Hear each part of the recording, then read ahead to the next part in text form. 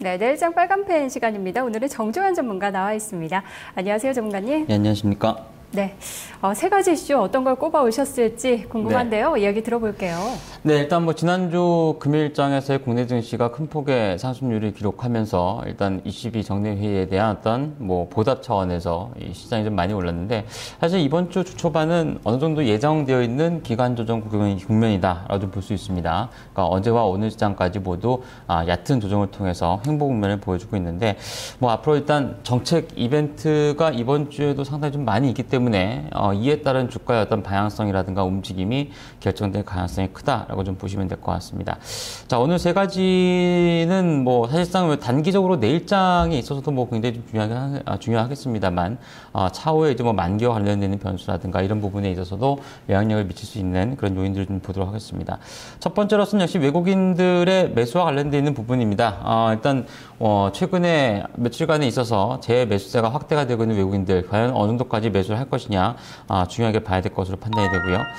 내일 모레 쿼드러플 위칭데이죠. 이제 올해 세 번째 이제 그 쿼드러플 위칭데이인데, 이 모두가 또 무난하다고 하니까 자꾸 또 시장에 오히려 그 매물 부담이라든가 이런 부분이 나타나지 않을까 보여지는데, 몇 가지 변수를 좀 보도록 하겠습니다. 세 번째로서는 역시 지수의 움직임에 대해서, 즉 정책 이벤트에 따른 지수의 향방이 나타날 수 있다라고 하는 이 세 가지로서 오늘 설명을 좀 드리도록 하겠습니다. 네, 원달러 환율 나흘째 하락을 했어요. 네. 1130원대 아래로 내려와 있는데, 이것이 외국인 매수에 좀 도움을 줄까요? 네, 일단 환율 자체가 강세라고 하는 것은 나쁜 요인은 아니겠죠. 당연히 좋은 요인인데, 결국엔 이제 최근 외국인들의 어떤 매수세의 성격이라든가 이런 부분을 가만히 보면, 사실상 이제 7월 달 말부터 이었던 8월 달까지의 강력한 순매수는 잘 아시다시피 드라기 총재에 대한 어떤 기대 심리였고, 그리고 지난주 시장까지만 해도 한 2주 상간에 간간히 매도세가 좀 확대가 되거나 아니면 매수하지 않는 구간들이 형성이 되었는데, 지난주 금요일을 기점으로 해서 다시 한번 재매수세가 확대가 되고 있는 그런 모습을 보여주고 있습니다. 대체적으로 지금 현재 아시아 통화가 좀 강세입니다. 엔화 자체가 이제 아시아 쪽에서 이제 대체 자산 내지는 이제 그 위험 자산의 대체로 할 수 있는 그런 그 안전자산으로서의 어떤 선호도가 아주 크게 증가하지는 않고 있지만, 위안화를 비롯한 원화까지 포함해서 아시아 통화가 대체로 강세인 그런 구간인데, 결국에는 현물 시장 쪽에서의 매수세가 아주 극에 달하는 과거처럼 몇천억대 매수라든가 이런 부분이 진행되지 않는다라고 해도, 현재 통화 자체가 안정세를 보여주고 있는 상황에서 급하게 매도할 수 있을 만한 그런 여지는 크지 않다라고 좀 보여집니다. 그리고 최근 이제 정책 이벤트에 대해서 다시금 어떤 좀 긍정적인 면이 조금 더 부각되고 있는 그런 상황이기 때문에 추가적으로 매수세는 조금 더 유지가 될 가능성이 크다라고 좀 보여집니다. 다만 이제 어제하고 오늘장은 사실상 외국인의 어떤 매수자 유입이 됨에도 불구하고 프로그램 상황에 관련돼 있는 부분이라든가 아니면은 일단 기관 쪽에서 이제 좀 관망세죠. 관망이 좀 많기 때문에 그에 따라서 일단 외국인들의 힘만으로서 주가가 올라가지는 않고 있는 그런 구간인데, 추가 매수가 유지가 된다라면은 분명 지수에는 좀 긍정적인 효과를 가져올 가능성이 크다라고 좀 보여집니다. 네, 결국에는 또 외국인이 방향성을 잡아주는 것도 중요할 것 같은데요. 네. 두 번째 이슈 보도록 하겠습니다. 무난한 만기일이라고 물음표를 달아주셨는데, 정말 네, 무난했으면 좋겠어요. 그런데 또 그게 바람대로 될지. 예.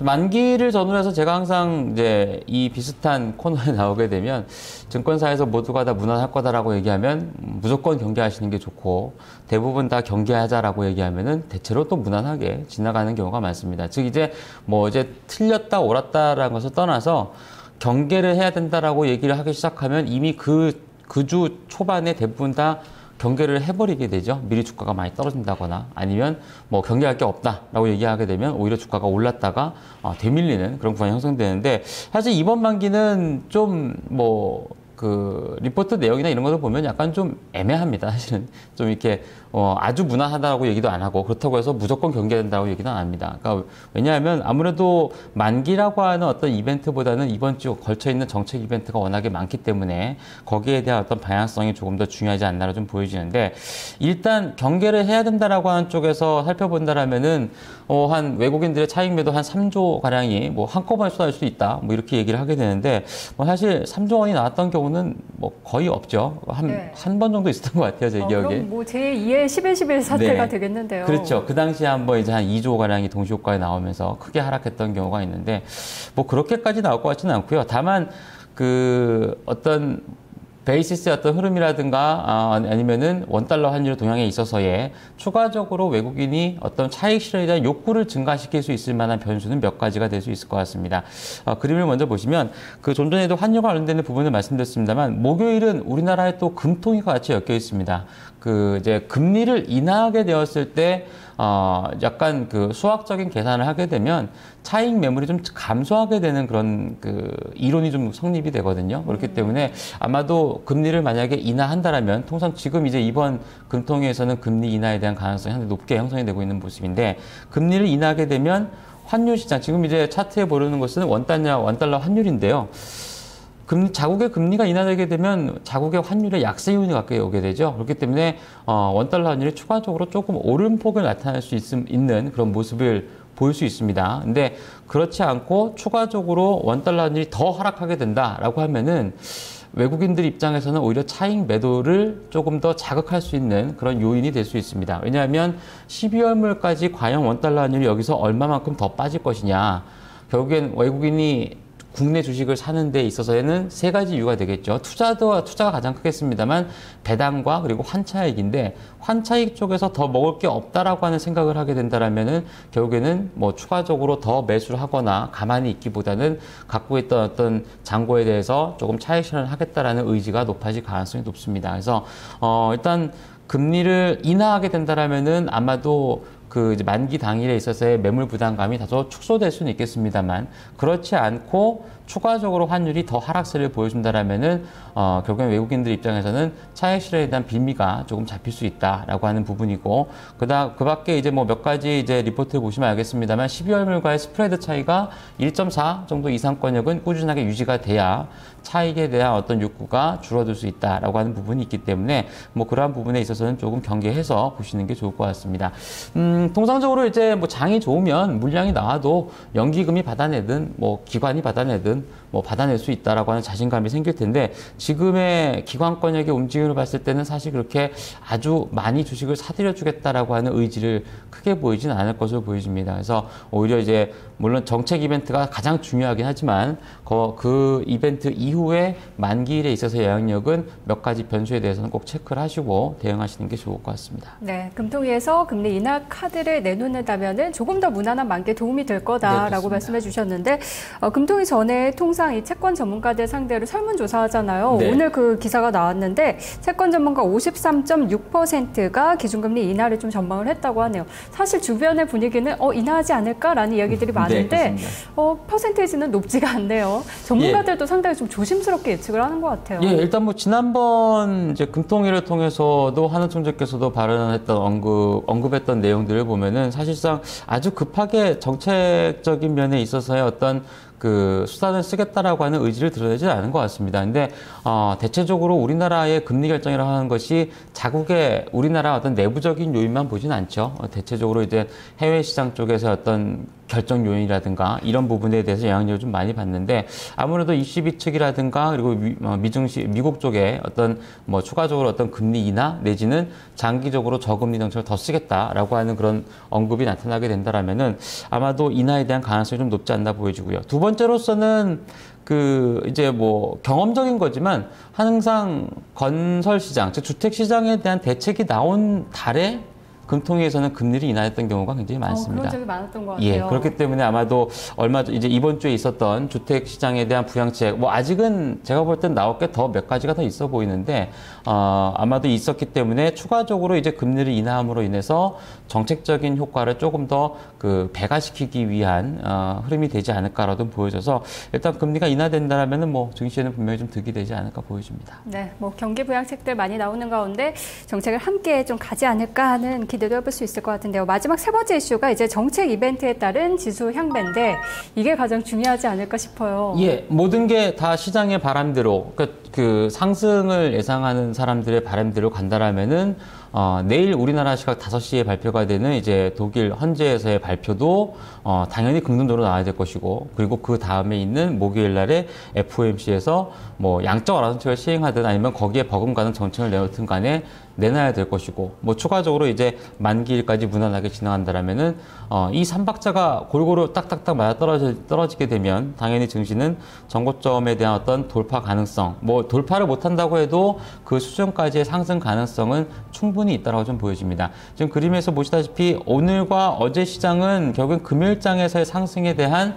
다소간의 눌림목 조정이다라고 하는 그런 측면에서 보셔도 되는데, 다만 이제 오늘은 약간 그 종목별로 봤을 때 유가증권 시장과 코스닥 시장 모두 하락 종목에도 월등히 더 많았죠. 그만큼 약간의 가격 조정이 좀 수반되었다라고 좀 볼 수 있겠는데, 여기다가 이제 기술적인 흐름을 좀 대입을 하게 되면 금일의 저점 수위였던 1915포인트권역에 유지했다라는 것은 오늘만 놓고 보면 상당히 긍정적입니다. 근데 대신 내일장과 모레 정도까지의 뭐 정책 이벤트가 무난히 나오고 그에 따른 어떤 상방을 보게 된다면은 내일은 일단 한 1930권역 정도까지 반등이 나와야 될 것이고, 그리고 만기일에 오히려 이제 긍정적인 변수들이 이제 작용을 하면서 주가가 추가적으로 이제 한 1950선 내외권역에 정고점을 향해서 올라가는 그런 그림을 그려나갈 수 있을 것 같습니다. 다만 이제 정책 이벤트라고 하는 것이 제가 말씀드린 바대로 그대로 나올 수 있는 그런 부분은 아니고, 또 이제 주식을 항상 이제 상방만 보고서 대응할 수 있는 그런 부분은 아니기 때문에, 이벤트 중에 몇 가지가 또 한두 가지가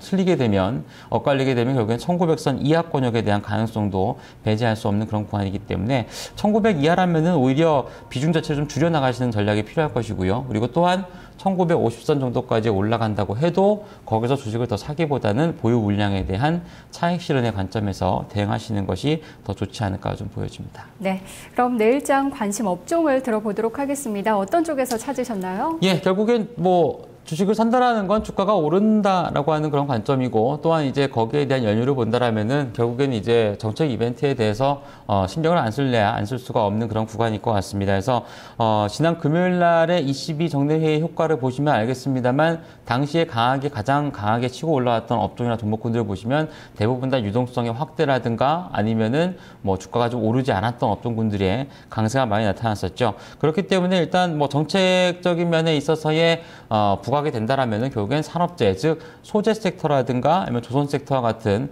경기 민감성 업종군들에 대한 관심들을 가져가야 될 것으로 판단이 되고요. 어떤 내부적으로는 건설 업종과 같은, 즉 금리 인하에 관련돼 있는 부분에 관련된 업종군 같은 경우도 공략을 해보시면 괜찮을 것으로 보여집니다. 네, 사실 건설 업종이 어제에 이어서 오늘 좀 추가 상승을 보여줄 수 있을까, 이 부분을 많은 분들이 주목하셨는데 그러지는 못했어요. 예, 그렇습니다. 뭐 일단 이틀간 좀 많이 오르기도 했고요. 그리고 뭐 대체적으로 지금까지 나와 있는 건설 시장에 대한 대책 가지고서 이 주택 침체를 모두 다 이제 뭐 많이 할 수는 없을 것으로 대부분 다 보고 있는 그런 상황이고, 워낙에 이제 침체 국면이기 때문에 아마도 이제 뭐 그 정책적인 면이 한두 가지가 더 발휘가 돼야 추가적으로 좀 나타나지 않을까 보여집니다. 다만 이제 뭐 일단 건설 시장이라든가 아니면 주택 시장이 워낙에 좀 침체 국면이고 인식 자체가 아직은 바닥이 아닌 것 같다라고 하는 그런 인식이 팽배해 있는 양상이기 때문에 뭐 아주 효과적인 그 어떤 뭐 건설 시장이 갑자기 확 살아날 수 있을 만한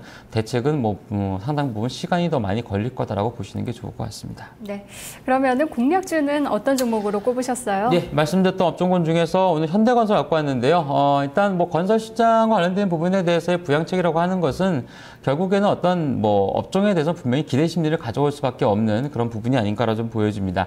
특히나 이제 이러한 어떤 정책 이벤트에 대해서 전일까지의 기관성 매수세가 건설 업종군에 대해서 강하게 유입됐다는 점, 그리고 오늘은 최근 며칠간의 반등에 대한 약간의 어떤 눌림목 조정이다라고 하는 그런 측면에서 본다라면은 건설주에 대해서 관심을 여전히 유지하셔도 뭐 괜찮을 것으로 판단이 됩니다. 오늘 종가보다는 조금 낮은 수준인데요. 매수가는 66,500원권역을 드리도록 하겠고요. 목표 주가는 72,000원권, 손절매 가격은 조금 짧게 64,000원권역으로 제시를 해드리도록 하겠습니다. 네, 뭐 201선 이상까지도 추가적인 상승 가능할 거라고 예상을 하고 계시네요. 네. 알겠습니다. 정관님 오늘 말씀 고맙습니다. 감사합니다. 네, 내일장 빨간펜 함께 하셨습니다. 넥스트 준비한 순서는 여기까지입니다.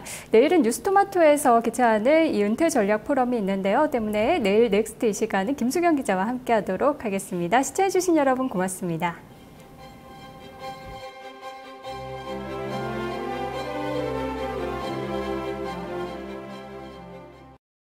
주식시장을 바라보는